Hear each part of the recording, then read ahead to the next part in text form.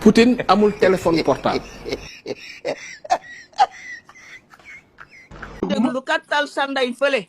Poutine du xool internet.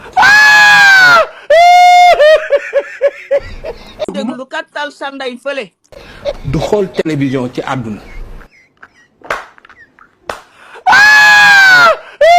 déglu kattal sanday fële.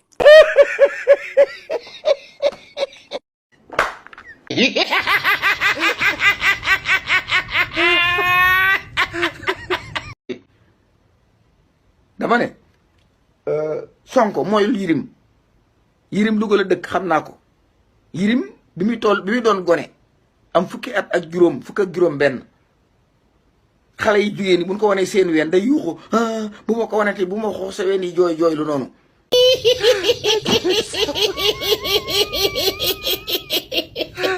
Yirim bu gisee ay ween rek bu gisee ay ween dof bu ne ci plateau bi képp toog di wax génneel sa wenn ween won ko barke Sëriñ Bam Moussa ni micro bi naa lu raahi wa inna hiray joxuun di jaale Sénégal yëpp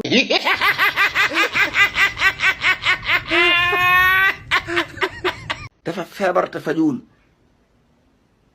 ku mel noonu nag Sonko waroo toog lu toll ne Sénégal ñu ko waxtaane nga toog di wax ak un pédophile nga toog di wax ak siifkat nga wax koo xam ne itam nit la koo xam ne te kat ni la mën a alxuraan Yirim ni la mën a alxuraan ca daara ji la jóge jàngi école naa lu raahi wa inna hiray joxuun di jaale Sénégal yëpp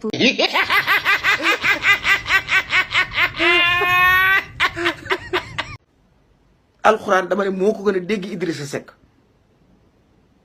ma xam ko bu baax waaye yàlla ko nattu catal ween képp boo ko ne xuux mu ne wuy sama ndey